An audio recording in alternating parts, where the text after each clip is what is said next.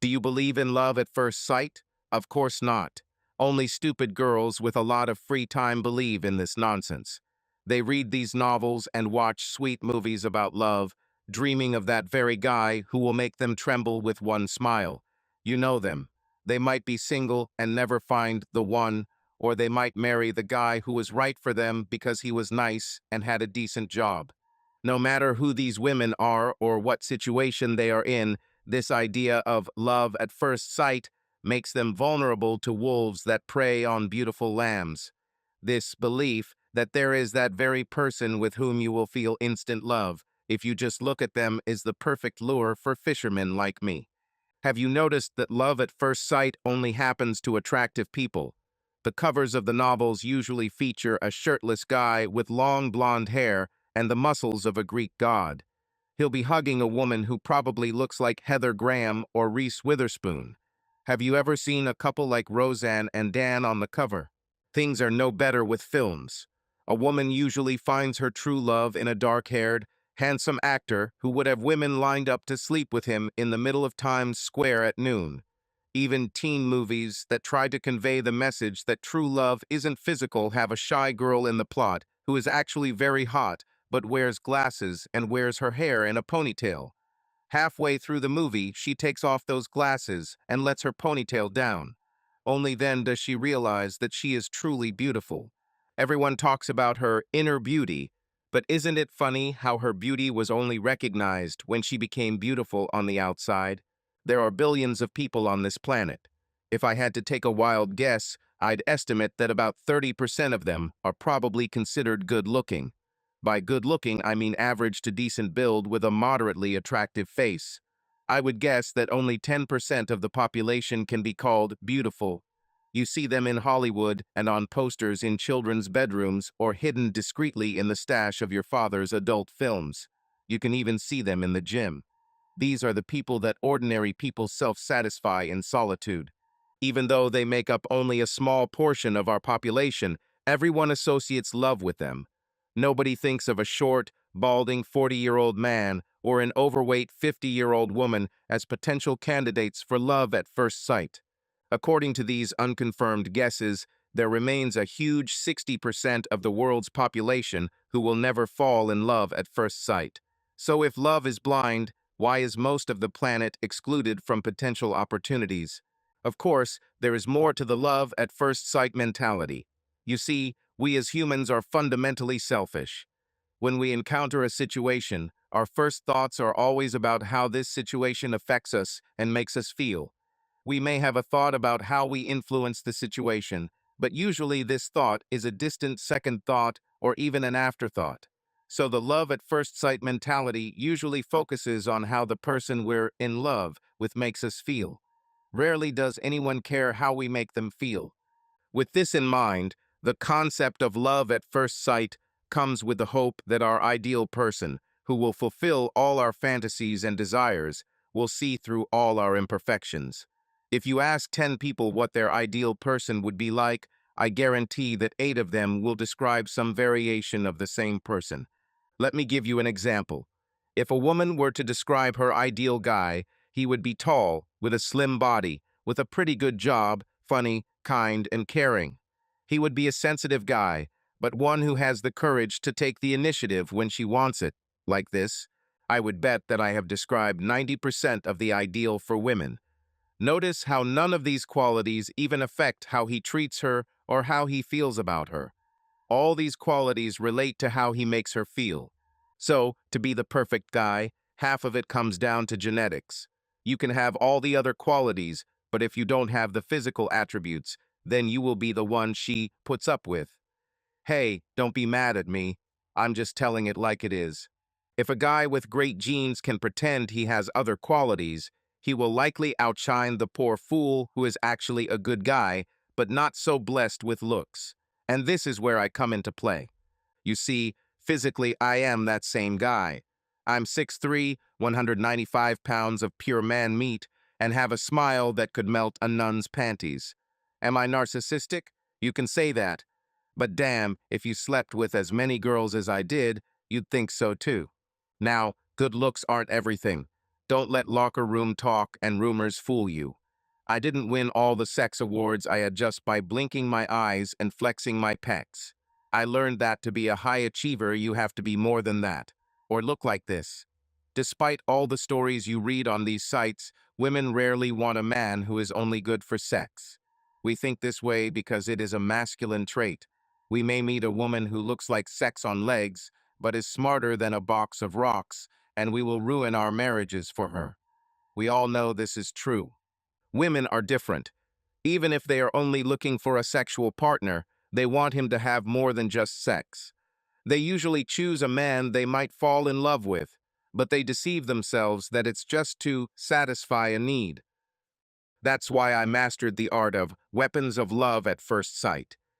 The most rewarding targets in bed aren't girls who give in without a fight. What's the point of driving a Ferrari that only costs $5,000 and already has 200,000 miles on it? Of course we will drive it, but it won't be special. No, the most rewarding targets are those who believe in this ridiculous theory. Those who will allow themselves to relax only if they find him. They are like an unexplored source of erotic desire, waiting to be discovered. When they find the man of their dreams, all those stupid inhibitions that have accumulated over years of preaching and parental warnings dissolve. All the dirty things they really want to do don't seem less taboo with him. Secretly, when they fantasize about doing these things, he is the face and body they use as a prop. He can make them do almost anything. With him, she will feel like the girl she always wanted to be. Doing all these obscene things with him will be exactly like in her fantasies. For example, a rape fantasy is sexy when it involves a guy who looks like Antonio Banderas. It's just violence when a guy looks like Jim Belushi. This fact remains true for most women, even married ones. No, let me rephrase that, especially for married people. You see, most women do not marry the man of their dreams. They marry a pale copy of him. He may have some of the qualities of their first choice, but not all of them. They fall in love with him and settle for a life of mediocrity. They become content with the fact that they have the best they could get. Then they meet me. There are a few rules to remember when you're seducing one of these naive fools. You have to make them believe the myth. They want to believe in him. They will meet you halfway.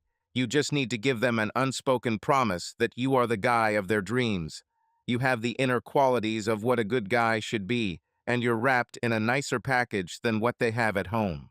If you give it to them, they will fill in the blanks and make themselves believe the lie. 1. Patience is the key.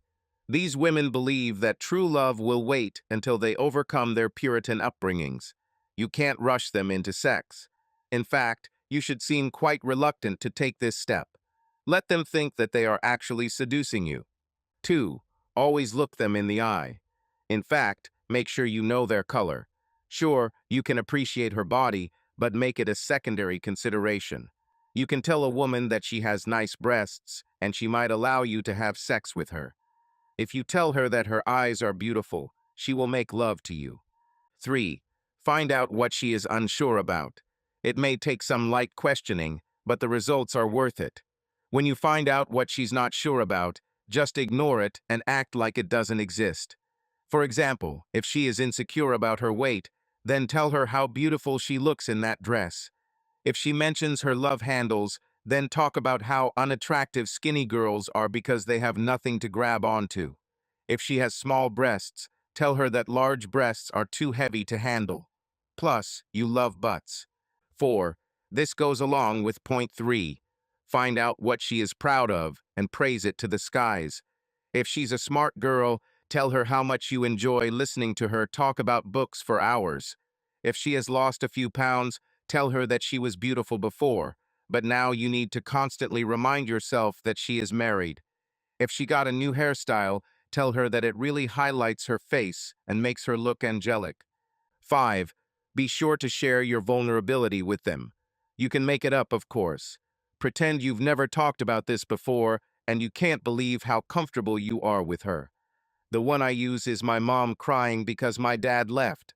I talk about how this affected me when I was young and made me want to never do that to a woman. Stupid girls eat it up. 6. Never, under any circumstances, speak ill of her husband. This is where most guys go wrong. They try to convince their wife claims that they are better than what she has at home. This is a mistake. In this case, you are fighting from a disadvantageous position. He already has an advantage. She already knows his good sides. If this guy isn't a total loser, you're doomed to fail. I choose a different path. It takes longer, but it works. If she sleeps with a guy who criticizes her husband, he will be the one she sleeps with once and regrets. She will be so burdened with guilt that she will return to him and try to be the perfect wife. I'm the one with whom she will start an affair. She won't feel guilty about having sex with me. By the time I'm done with her, she'll feel like she deserves it. I never say anything bad about her asshole husband. On the contrary, I praise him. I take his side. I give her advice on how to improve their marriage. I always defend him when she criticizes him. Then, when she tells me what's missing in her marriage, I give her advice about what would work for me if I were in her place. I mentioned how I wish a woman would do these things for me. This makes them come closer to me because we have something in common. At the same time, I plant the idea in her mind about doing these things for me. I end up saying something like, I can't imagine any guy not noticing this. He'd have to be dead not to get horny. Point 6 is the main one. Here you come between her and her husband. This is your moment. If you've gotten to this point with her, she's very vulnerable. There is something missing in her marriage, even if she doesn't realize it. Whatever it is, you become it. If he doesn't listen to her, then you listen like no one else, even if it's boring. If he doesn't pay attention to her, you do. By not criticizing your husband, you make her feel like you truly care about her happiness and have her best interests in mind. At the same time, you pose no threat. Her asshole husband probably won't change no matter what you tell her to do. If they lived with his behavior this way for so long, he was already established in his habits. Having become what she lacks, she will see his failures and begin to wish he was more looks like you. Now he will be in a losing situation. If he suddenly changes, she will thank you. But his attention will be temporary, and she will return. If he doesn't change, she will begin to view you as the kind of man she would like her husband to be. The best part about this is that if he notices what you're up to and complains, she will defend you by saying that you never spoke ill of him. You will always be the good guy, and he will be the irrational jerk. You can even voluntarily step away for a while so she can work on her relationship. After all, if being friends with you is causing her pain, you will care enough about her to let her go. You will end up without advice and say something like, I wish I could help you.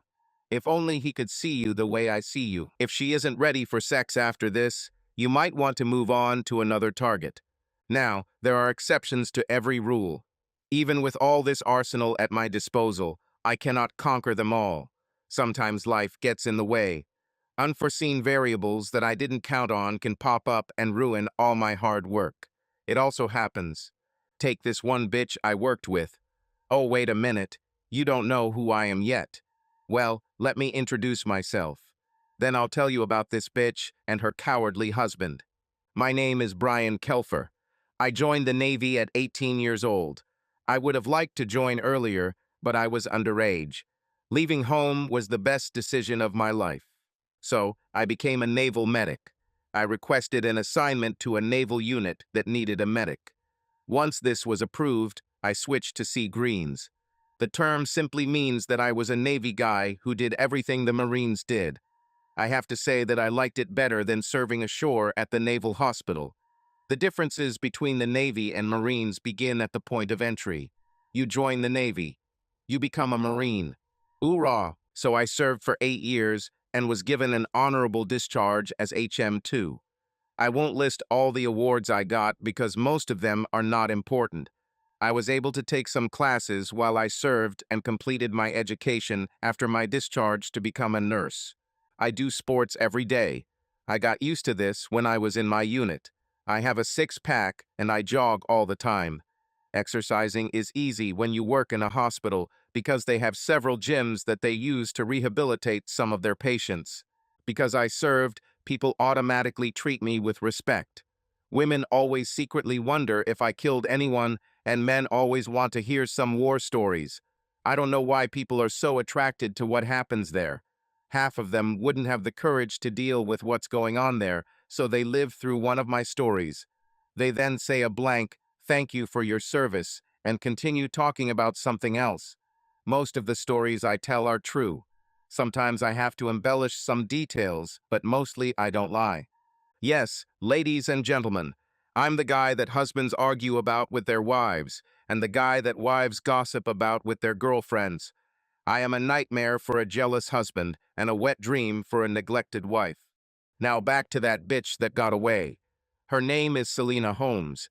She's in her 30s and hotter than a jet engine. She has a pretty figure and keeps herself in shape. I first noticed her when she was running on the treadmill at the gym. She had shoulder-length brown hair and a ponytail that swayed from side to side as she ran. Her green eyes were glued to the TV in front of her. Her soft lips moved the words of the song she was listening to on her headphones. She was stunning. I immediately realized that I wanted her. No, I had to have it. I started my campaign. I started striking up conversations with her while working, asking her opinion on things in order to get close enough for her to accidentally brush against me. I even accidentally crashed into her and sang and grabbed her before she fell to the floor. I strived for maximum physical contact. The problem I had was that it wasn't vulnerable. No matter what I did, I could never get her to talk about anything other than work. I couldn't get her to open up about her personal life. She seemed content and happy with her life. Girls who are happy with their home life rarely talk about it. Who wants to hear how great someone's relationship is going? People usually talk about gossip because everyone wants to know what's wrong in others' lives. The other problem was that she seemed to be immune to my appearance. She was always nice and professional, but didn't give me the vibe I get from ripe fruit. She didn't hold my gaze for that split second longer that would indicate she was interested. She didn't touch me when we talked closely. When we talked, she would say what needed to be said and move on to the next task. I started sleeping with another nurse who was always by her side, Wilma. Wilma was quite nice, but older than us. She wasn't fat, but her round face told me she was chubby. She had nice breasts and was probably hiding a round ass under her scrubs. She had curly red hair and a face covered in freckles. She looked like she would be bored in bed, but I quickly learned that she was one of those untapped wells. She had all this repressed sexuality just waiting to come out. I found out that she had this loser husband who was self-pleasuring himself on an Asian adult film instead of minding his own business. This guy must be the dumbest bastard on earth because his wife was a premium girlfriend. She was just ripe for the taking. She was so hungry for attention that I didn't have to use most of the rules to get her. I just told her one day that she makes scrubs look like they belong in Victoria's Secrets, and she practically forced herself on me in one of the restrooms. Over time, I almost gave up on Selena. She didn't fall for tricks. Besides, Wilma and a couple of the other nurses were quite draining on me. I was almost ready to give up when the sex gods smiled on me. That blessing came in the form of Doug. Doug was one of our long-term patients. He was involved in an accident that left him in a coma for 3 weeks. When he came to, he had the mental capacity of a 5-year-old child. Now, Doug was as tall as me, but twice as wide as me. He looked a little like Stone Cold Steve Austin, but with less muscle. Simply put, Doug was a big guy. He was usually nice and obedient to all the employees. He never raised his voice, never quarreled, and was very gentle. He always listened and was grateful for every little thing you did for him. But Doug was like those lions that are kept in captivity. After years of being fed steaks and played with, you forget that these cats are wild animals. One day Doug got horny. I don't know what made him so angry, but he felt the heat. After all, he was still a man. Well, Nurse Holmes came into the room to give him the pills and found him in the act of self-gratification. He didn't even try to hide it. He saw Selena's slender body and rushed at her. All I heard was screaming. I ran into the room and found Doug trying to pull off her panties. She held them with one hand, trying to keep up appearances, while with the other hand she tried to keep him at arm's length. I managed to pull Doug away from her. Unfortunately for me, this thug attacked me and started throwing me around the room. I didn't want to hurt the poor guy, but I was almost ready to hit him. Luckily, Nurse Holmes was able to give him a calming injection that sent him to sleep. She was so scared that I took her to the cafeteria for coffee. She was extremely grateful that I got beat up trying to save her. Naturally, once the conversation turned to my time with the Marines, which allowed me to open the door to learning more about her. She didn't tell me everything, but I was able to find an approach. This was the start of many conversations. Selena wasn't as open about her marriage as I would have liked. She never directly told me anything that could help me get a foothold in her mind. But she was giving clues without even realizing it. I had to pay close attention to her words. I got the impression that she didn't feel sexy around her husband.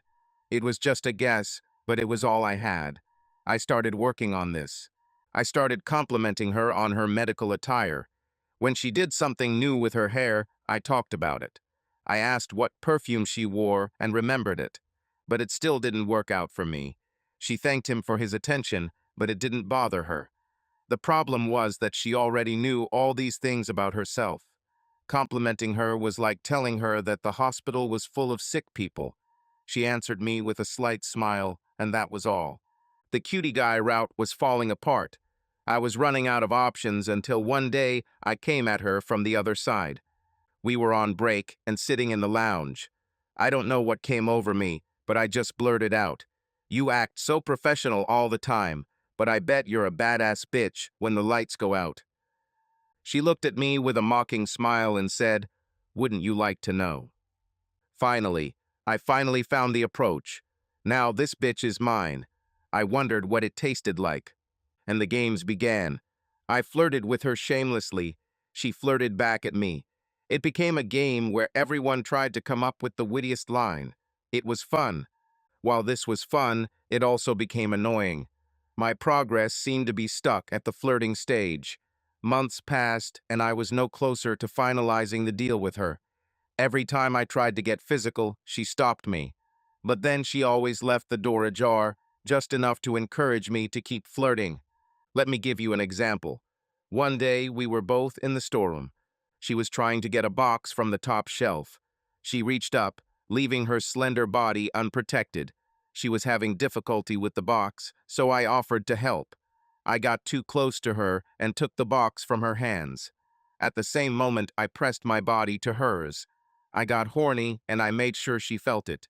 She turned abruptly to face me. She put her hand on my chest and pushed me back. She didn't push me hard, but gave me a gentle push to create some distance between us. Then she said, "Attention, soldier. I need you to put those weapons away." I looked her in the eyes and said, "I must always keep my weapon ready. I never know when I'll need it." She looked at me with those same quizzical eyes she sometimes has and said, "Well, you'll never use it on me in the pantry." Then she took the box and left. Now I was confused. Does this mean I have no chance at all, or is the pantry just not the right place?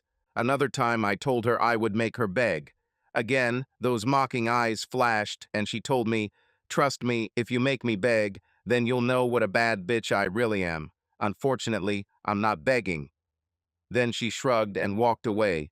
Well, that sounded like an invitation, didn't it? I started thinking about her obsessively. I analyzed every conversation we had, trying to determine whether it was a step forward or everything was the same. I saw her walking down the corridors and tried to get her attention. She never started our flirting sessions. She always answered with that mocking expression. It drove me crazy. I invited her to come to my apartment many times. She always answered the same way. She laughed and playfully refused, but she did not speak. It's like it will never happen. One day, I wanted her so badly that I could taste her. We finished our shift and walked to our cars. I threw everything I had at her, trying to lure her to my home. I knew that if I could get her to come with me, I would have home advantage. I was sure she would scratch my back and wrap her legs around me. If only I could lure her there. She just lightly touched my face, got into the car, and drove away. Just. I could still feel her hand on my face. I wrote her a message. This was the last attempt. Brian, you should have come to me today. Selene, you know I can't do this. Brian, why? Selene, because my husband will wonder where I am. Brian, make up an excuse. Selene, why should I risk it? What's in it for me? Brian, best sex of your life. Selene, you're confident. I wonder if these are all just words. Brian, there's only one way to find out. I waited for a response text, but never received one. I sighed and walked gloomily to my car. I tried to do anything to avoid thinking about her. I could have invited another woman to relieve the tension, but I didn't want that. Have you ever had one of those moments when you want something so specific that nothing else will satisfy you? It's like waking up in the morning craving pancakes. Maybe you even dreamed about pancakes, so you go to the kitchen only to find that you've run out of pancake mix. Now you could probably make eggs and toast, but you were so craving pancakes that nothing else would do. That's how I felt. Eventually, I gave in and began to satisfy myself. Then I had a thought. It was my last chance, but I had to do something. I took a photo and sent an intimate photo to Selena. Minutes pre-rushed to the clock. I never received an answer. I checked the message to make sure it was delivered. She may not have checked her phone yet. I was about to call her, but thought better of it. What if her husband answers? It would be unpleasant. So I finished what I started. After turning on my laptop and spending time with porn stars who reminded me of Selena Dillon Ryder with much smaller breasts, I was finally able to fall asleep. The next morning, I woke up even more upset than usual. I was also disappointed in myself. What the hell was I doing? I should have moved on to another woman months ago. If I didn't know better, I would have thought she was deliberately pulling my leg. I was thinking, no, girls are not that smart. I know there are girls who love to tease guys, but no woman has ever done this to me. I'm not the guy they want to pick up and throw away. I'm the prize. I'm a big bass, not some pathetic roach. I'm the one they take pictures with and show off to their friends, telling exaggerated stories about how I almost broke the fishing line. She wants what I have. I know it. I just need to create the perfect situation to remove all the usual disturbances. If only I could have persuaded her to come to me last night. I had to come up with a plan. This spontaneous action began to irritate me, but I had no idea how to get her to come to me in a place that would remove all her excuses. She wasn't the kind of woman who would give me quick sex in the closet or closet. I needed to persuade her to take a day off. That way, I'd have a whole day to work on it without fear of anyone getting suspicious. I imagined myself discussing with her the idea of giving us a day off together, so that we can have fun as friends. Once I was able to get her out of her work clothes, I was sure that my cuteness would work like a spell. Unfortunately, fate is a sneaky thing. She didn't come to work that day. I was planning this whole monologue about what we should do and how we should do it, and the damn bitch got sick. Not only were my plans put on hold, but I also had to take care of her patients as we were unable to find a temporary agency nurse on such short notice. Crap, I was wondering how she reacted when she saw my intimate photo. I'm sure she was horny. Now that she knew what she was dealing with, she had to agree to spend the day with me. I didn't have a chance to write to her until I was at dinner. I sent her 4 messages and received no response. As I walked back to my floor, I had an ominous feeling about my chances with Selena. Until now, we have been texting back and forth regularly. It can't be an accident that she stopped responding the day after I sent her the photo. Something went wrong. I wondered if she told her husband. No, there's no way she would have done that. It would expose her too. There must be another explanation. Then it dawned on me. She was embarrassed by how much it turned her on. Perhaps she had sex with her husband last night while dreaming about me, and it scared her. It had to be like this. I have to be careful to make her feel comfortable with her feelings. I can be patient. Meanwhile, I persuaded Wilma to go into the pantry. She barely resisted. In fact, the only reason she resisted was because she had to answer a patient call. As soon as she finished, she met me in the storage room ready for sex. We did this for 10 minutes. When I finished, I made her give me her panties. You can't expect me to walk around without panties after you fucked me like that. I'll smell like sex for the rest of my shift. How can I take care of patients in this state? I just told her how much it turns me on, knowing that everyone can smell her. I also told her that I would probably want her again after my shift, thinking about it. I walked out of the closet with a smile on my face and a pair of panties in my pocket. Although it was a good adventure, my thoughts went back to Selena. I wished Selena was as submissive. Miss My Stink No Smell would never let me force her to do what Wilma does. I wonder how far I could go with Wilma. I finished the rest of my shift without any problems. I had sex with Wilma in the back seat of her station wagon. I almost got horny again when I thought about what would happen if her husband accidentally looked in the back seat. Would he have known that he was being framed? He would probably get aroused knowing that she was properly taken. One thing was certain. He was a loser. This poor woman was so hungry for attention that all I had to do was kiss her neck to get her excited. I definitely have to ask about the pills the next day. I sent Selena another message when I got home. That's when I realized something was wrong. She changed her number. Crap. When she finally came to work, she walked right through me as if I were invisible. If I entered the room, she would leave. If I tried to talk to her, she would turn around and start talking to someone else. I thought it would thaw in a couple of weeks, but I was wrong. The tension between us became so thick that it became difficult to breathe when we were both in the same room. Whenever she had to talk to me, she could barely speak a sentence of more than 5 words. Our flirting stopped completely. I could only guess that she was angry with me for some reason. What the hell did I do? I needed to find out. I waited until she went into the closet and followed her. I closed the door behind us. She turned around abruptly and faced me, but didn't say anything. Instead, she simply looked at me with eyes full of mockery. Did I do something wrong? I asked as sincerely as possible. I decided that now I needed to be Brian the good guy and not Brian the seducer.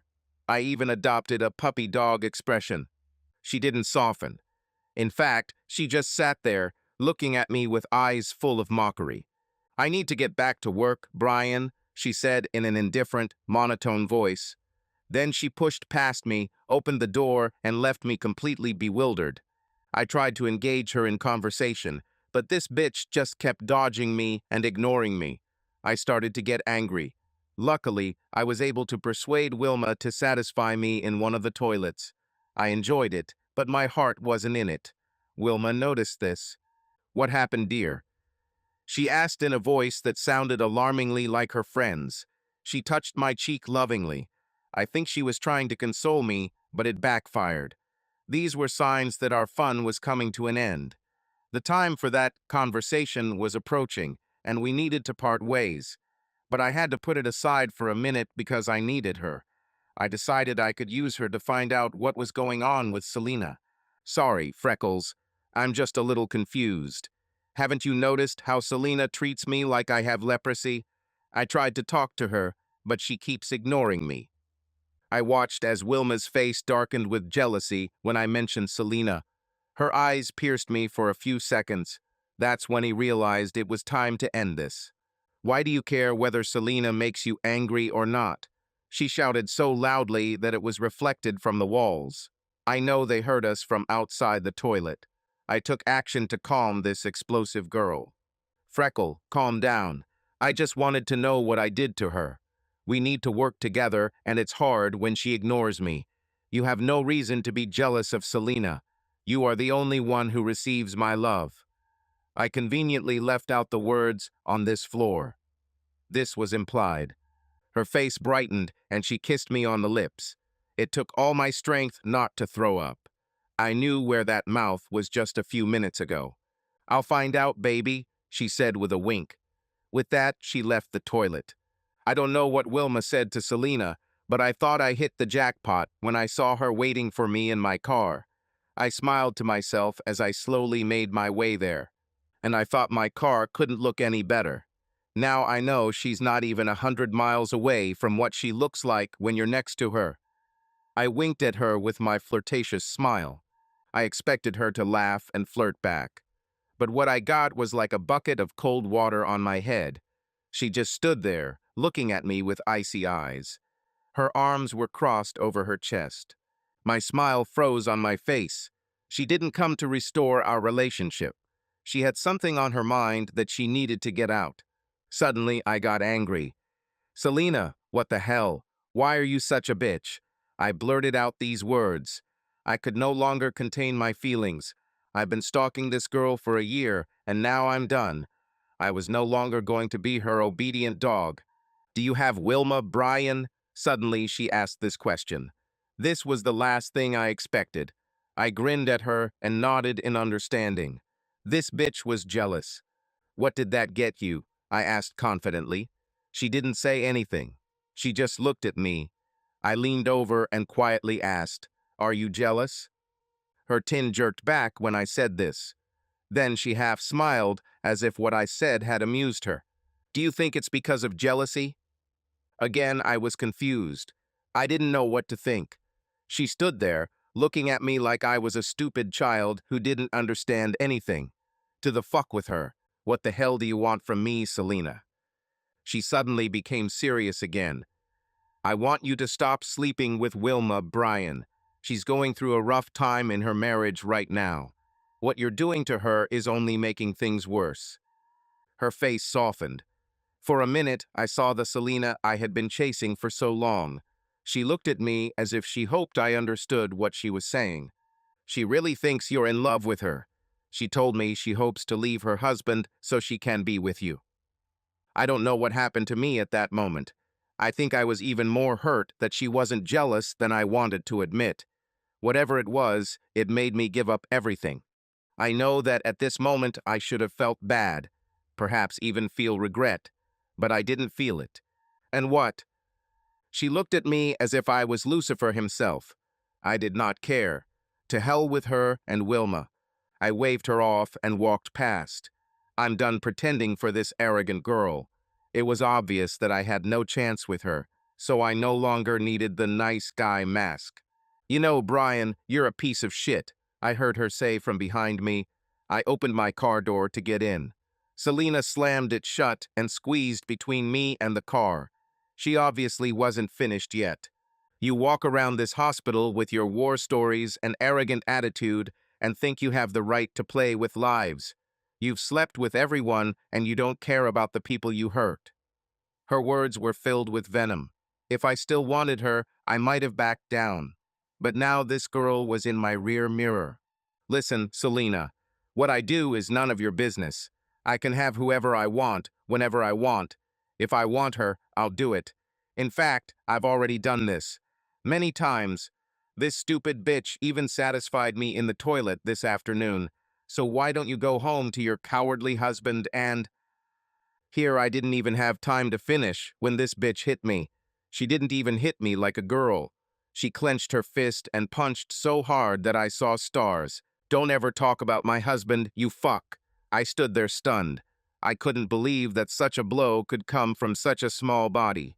"You are no match for my husband. Don't think that my temporary insanity is proof that you are in any way up to his level." With these words, she spat in my face and left. "Fuck you, bitch," I shouted after her. I realized that the pain in my jaw was not going away. How hard did that bitch hit me? She stopped and turned around. "By the way, I received your message with an intimate photo. I have to say, after all your chatter, I'm disappointed. After what I receive from my husband every night, I'm not impressed with yours." With these words, she left. Crap, crap, crap. My jaw hurts. If I wasn't in shock, I could have hurt that bitch. But I have to admit, I like her courage. Suddenly, I heard a loud thud. I turned around and saw a crazy guy with a baseball bat hitting my pride and joy. "What the hell are you doing?" I shouted at him as he struck again. Boom. "What the hell is wrong with you?" I shouted at him. He stopped and looked at me through his mentally empty eyes. His face was stained with tears. When I looked at him, I saw an empty shell of a man. "You need to get away from my car." He didn't even answer me. Instead, he just started smashing my car even more. He worked on my windshield, leaving a web of cracks. I rushed at him to knock him off legs, but this guy turned around and started beating me up like John Phoenix in the movie Signs. I tried to protect my face, but he hit me in the ribs. When I tried to protect my ribs, he hit me in the face. Soon I found myself on the ground, struggling for consciousness. "You took her from me, you bastard, and you don't care about her," he shouted between blows. Then I realized who he was. It was Wilma's husband. "I heard everything you said to that woman. How could you do this? How could you do this to her?" The last thing I remember is him kicking me in the face. I spent a week in the hospital. I had 2 broken ribs, a cracked skull, and a broken nose. I also had a crack in my jaw, but this freak didn't hit me in the jaw. Selena did it. The police arrested Wilma's husband. In fact, he was placed under observation due to suicide concerns. The guy constantly said that he no longer had a reason to live. Wilma came to see me when I was in the hospital. I thought she would look after me while I recovered, but that didn't happen. Her husband told her everything I told Selena. There was no word for broken, she was simply broken. "Selena told me to stay away from you. She said you were just a predator. I told her you loved me. I defended you. Now I'm not in a marriage. My kids think I'm a cheater and my husband is awaiting trial." I couldn't look at her. Her eyes were full of pain. "Why, Brian? What did I do to make you do this to me?" I couldn't answer her. I was silent until she left the room. She quit the next day. Selena was transferred to another floor. I was glad about this. I couldn't look at her. She was the only one for whom I broke my rules. I had to give it up. But I continued to chase her. I still think I had a chance to win her. I found out later that it was my photograph that ruined my chances. I knew this was a bad idea. I tried to create discord between her and her old man, but only brought them closer. Another funny thing about karma. That night when I slept with Wilma in her car was the night her husband first suspected her of cheating. He went out to the car to get a child seat because he needed it the next day. He found the car smelling like sex, a wet spot on the seat, and a child seat in the trunk. The irony is that I was caught and beaten because I was too selfish to have sex with her in my car. When he confronted Wilma about this, she told him that she was in love with me and that I would be with her as soon as she got divorced. She told him that I was her true love. It was love at first sight. I wasn't fired, but I only lasted a few months. Rumors about me and Wilma spread like fire. Nobody wanted to communicate with me. I became in exile. I think Selena told everyone, but I'm not sure. I saw her sitting at the dining room table with a group of nurses from the new floor. They all looked at me with contempt when they spoke to her. She didn't even try to pretend that they weren't talking about me. I eventually turned in my resignation and found a job at another hospital. I tried to forget Selena and Wilma, but they never left my thoughts.